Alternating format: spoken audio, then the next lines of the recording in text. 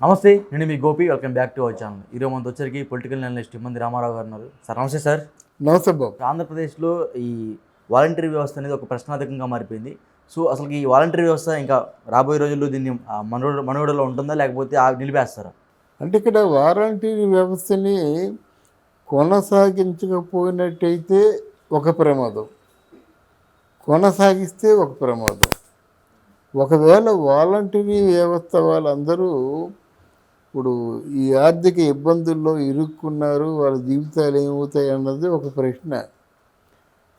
మరి ఇదే వాలంటీర్స్ని పెట్టినట్టయితే అంతకుముందు చేసిన అఘాయిత్యాలు, అంతకుముందు చేసినటువంటి కొన్ని ఆర్థిక లబ్ధి చేకూరే విధంగా వాళ్ళు ప్రవర్తించడాలు అన్నీ ప్రశ్నార్థకంగా ఉన్నాయి.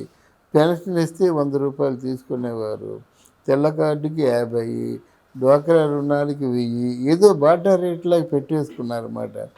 కొంతమంది ఒంటరిగా ఉన్న మహిళల్ని ఏదైనా అఘాయిత్యం చేయడం. ఆ రోజు వైసీపీలో ఉంటే ఎవరికి కూడా అసలు అట్లా వాలంటీర్లు కూడా అది ఒంటరిగా ఉన్న అమ్మాయిలు కానీ లేకపోతే ముసలాళ్ళని కూడా రేపు చేశారంట. అదే ఆ రోజు వాలంటీర్లు కాదు, వాలంటీర్లు అంటే అక్కడ ఒక ట్రంప్ కార్డులు అన్నమాట. వాళ్ళు ఏమైనా చేయగలరు. వాళ్ళ తాలూకు ఆలోచించలేదు. కానీ సరిగ్గా ఈ వాలంటీర్ల వల్ల ఎమ్మెల్యేలు ప్రజలకు దూరం అయిపోయారు. వాళ్ళకి ఏం కావాల్సిన, పెన్షన్ కావాల్సిన వాళ్ళే, రేషన్ కావాల్సిన వాళ్ళే, తెల్ల కార్డు కావాల్సిన వాళ్ళే, తర్వాత ఏంటంటే మరి డ్వాక్రా రుణాలు ఇప్పించాలన్నా వాళ్ళే, మాఫీ చేయించాలన్నా వాళ్ళే. ఇంతకుముందు ఎమ్మెల్యే ఇంటి చుట్టూ జనాలు ఉండేవారు. ఇప్పుడు పల్లెటూళ్ళల్లో ఎమ్మెల్యేల ఇంటి ముందు జనాలు లేరు. అలాగే ఇక్కడ అసెంబ్లీలో కూడా వాళ్ళు చూసేవాళ్ళు ఎవరు లేరు. ఊరకనే గెలిచారు తప్ప వాళ్ళు చూసేవాళ్ళు ఎవరు లేరు. అది పరిస్థితి. ఇప్పుడు ఒకవేళ లేకపోయినట్టు ఇంతమంది పొట్టగొట్టాడు, ఇంతమందికి అన్నం పెట్టాననే ప్రశ్న వస్తుంది. దానికి మొత్తానికి ఆయన చంద్రబాబు నాయుడు కొంచెం తెలివిగానే ఆలోచించి వాలంటీర్లు ఎవరికి కూడా అన్యాయం చేయము. అంటే ఇంతకుముందు కంటే ఇప్పుడు శిక్షలు మాత్రం డెఫినెట్గా కఠినంగా ఉంటాయి. ఎందుకంటే దానికి అనుకూలమైన ఒక లేడీ దొరికింది, వంగలపూడి అనిత. తనకు కూడా ఆ డ్యూటీ మీద ఒక ప్యాషన్ ఉంది, కష్టపడుతుంది. ఎవరికి కూడా అసలు ఆవిడ ఎవరు భయపెట్టినా భయపడదు, లొంగదు. అందువల్ల కొంచెం మన లా అండ్ ఆర్డర్స్ ఇక ముందు బాగుంటాయని నమ్మొచ్చు. ఇప్పుడు అంటే ఆ వాలంటీర్స్ తర్వాత కూడా మన అంటే కూటమి వాళ్ళు ఉద్యోగాలు ఇచ్చిన తర్వాత కూడా ఇంతకు ముందులా పప్పులు ఉడకు. ఇది మళ్ళీ ఈ రూట్ మారుస్తారు. అక్కడ సంబంధిత ఎమ్మెల్యేని కనుక్కోమనే రాస్తారన్నమాట. మీరు ఎంతవరకు పోస్ట్మెన్ డ్యూటీ చేయండి, పవర్స్ మాత్రం ఫుల్ ఎమ్మెల్యేకే ఇస్తారన్నమాట. అందరూ గొడవ పెట్టేస్తున్నారు. ఎందుకు మేము గెలిచామండి, మీరేదో 3 4 ఆప్యాయతగా ఉండి మిగతా వాళ్ళందరినీ తృణీకరించినట్టయితే మేమేం చెప్తాం అని పెద్ద గొడవ పెడుతున్నారు. ప్రజలకి మాకు ఇంటరాక్షన్ ఉండాలి కదా. 5 సంవత్సరాలు అవుతుంది మా ప్రజలు చూసి, మాకు ఎందుకు ఓటేస్తారు అని అడుగుతున్నారు అన్నమాట. ఇదే వీళ్ళకి కూడా వర్తిస్తుంది కదా. అందుకు ఆ స్కీమ్ని మారుస్తారు. సపోజ్ కూటమి గవర్నమెంట్ నిజంగానే ఈ వాలంటరీ వ్యవస్థను ఆపేస్తే ఆ 5 లక్షల మంది పరిస్థితి ఏంటి? 4.5 లక్షలు ఉన్నారు, 2.5 లక్షల మంది వాలంటీర్లు వేశారు, 50 మందికి ఒక వాలంటీర్లు. వాళ్ళ పరిస్థితి అన్నమో రామచంద్ర కదండి.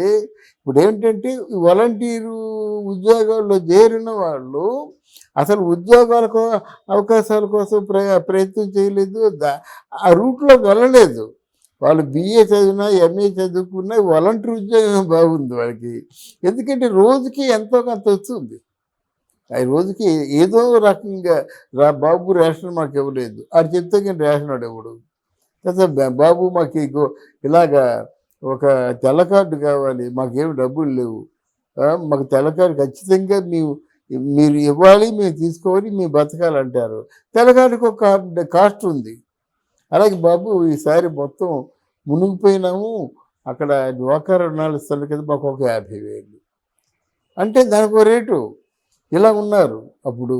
ఇప్పుడు ఏంటంటే అదంతా కొనసాగదన్నమాట.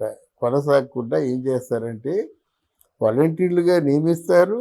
అంతకుముందు 50 మంది ఉన్నట్టు ఇప్పుడు 500 మందిని కవర్ చేయమంటారు. అయితే వాలంటీర్ని ఎవరు నియమిస్తారు, ఎలా నియమిస్తారు అన్నదే మాట్లాడుకుందాం. వాలంటీర్లు బాగా చదువు తక్కువ ఉన్న వాళ్ళు మాత్రమే వాలంటీర్లుగా తీసుకుంటారు. అంతకుముందు కాగితం కలం లేకుండా అధికారిక పత్రం లేకుండా వాలంటీర్స్ అని వాళ్ళు ఎంగేజ్ చేశారు. వారికి ఆధారం ఏంటండి?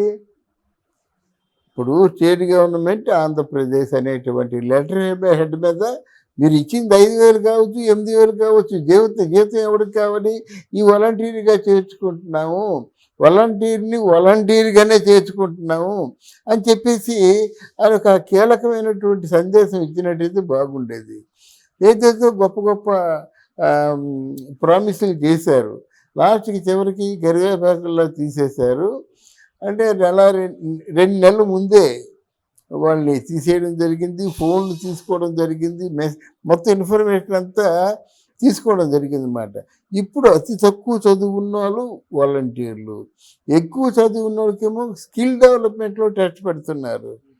వాళ్ళలో మెరిట్ ఉన్నట్టయితే వాళ్ళకి ఎంతమంది మెరిట్ ఉంటే అంతమందికి ఉద్యోగాలు ఇస్తున్నారు. ఇప్పుడు ఆంధ్రదేశంలో ఉద్యోగాలకి కొరవ లేదండి. ఇప్పుడు మీకు భోగాపురం దగ్గర ఇది ఇంటర్నేషనల్ ఎయిర్పోర్ట్ కడుతున్నారు. 10-20 రోజుల ముందు అది మామూలుగా ఫ్లాట్గా నేల. అవును. ఇప్పుడు మొత్తం అంతా వాళ్ళు మన ఐరన్తో మొత్తం అంతా ఫ్లోర్ వేసేసారు, సైడ్ వాల్స్ కట్టేశాడు, ఫోటో కూడా ఉంది. అంత క్విక్గా డెవలప్మెంట్ అవుతున్నటువంటి భోగాపురం ఎయిర్పోర్ట్లో పనిచేయడానికి, ఇంటర్నేషనల్ ఎయిర్పోర్ట్లో పనిచేయడానికి 1,00,000 మంది ఉద్యోగులు కావాలి. 1,00,000 మంది ఉద్యోగులు ఎందుకంటే ఇక్కడ విశాఖపట్నం, విజయనగరం, శ్రీకాకుళం ఈ 3 జిల్లాల్ని కలుపుతున్నాడు. అలాగే అక్కడ మన పిఠాపురం దగ్గర నుంచి తుని, పిఠాపురం, కాకినాడ, రాజమండ్రి ఆ 4 జిల్లాల్ని కలుపుతున్నాడు అన్నమాట. ఇలాగా ఆయన ప్లాన్ చేసుకుంటున్నారు మన చంద్రబాబు నాయుడు గారు. అందువల్ల మెరిట్ ఉంటేనే తీసుకుంటారు, మెరిట్ ఉన్న వాళ్ళు మాత్రం ఉపయోగిస్తారు. అనామత్తు ఖాతాల కింద వీళ్ళందరినీ తీసుకోవడం, పంపించేయడం జరగదు. వన్స్ తీసుకున్నారంటే ప్రొబేషనరీ పీరియడ్లో మీకు ఎంత ఇస్తాం, మిమ్మల్ని ఎంపిక చేసిన తర్వాత మీకు ఎంత ఇస్తాం, అంతా కన్సాలిడేటెడ్ శాలరీ ఆ వివరాలన్నీ అందులో ఉంటాయన్నమాట. అలా ఉంటేనే వాళ్ళు వాలంటీర్స్ని తీసుకోవడం జరుగుతుంది. మంచిదే కదా అది. వాళ్ళు సమర్థులైతేనే తీసుకుంటారు. అంటే మరి కొంతమంది వాలంటీర్లు రిజైన్ చేశారు, సో వాళ్ళ పరిస్థితి ఏంటి? అవునండి, సమర్థత లేకపోతే వాలంటీర్లుగా ఎవరు తీసుకునే అవకాశం లేదన్నమాట. తీసుకుంటే వీళ్ళు నష్టాన్ని తీసుకోరు కదా. అయితే ఇక్కడ ఉన్నటువంటి అడ్వాంటేజ్ అంటే చాలామంది ఐటీ బాగా నేర్చుకున్నారు, కంప్యూటర్స్ బాగా నేర్చుకున్నారు.